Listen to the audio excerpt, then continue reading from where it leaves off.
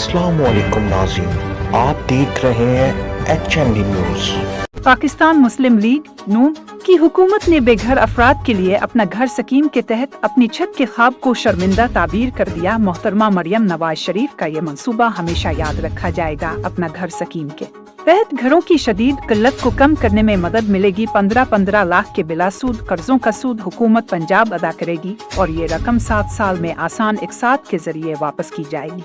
चेकों की तकसीम अहल अफराद की दहलीज पर वजीर आला पंजाब का सुनहरी कारनामा है। उन ख्यालात का इजहार डिवीजनल सदर चौधरी नूर उल हसन तनवीर, साबिक MNA डॉक्टर मजहर इकबाल चौधरी, साबिक MPAO assistant commissioner Chaudhry Abdul Hafeez Bajwa ने अपना घर स्कीम के तहत अहल अफराद की दहलीजों पर चेक तकसीम करने के दौरान किया।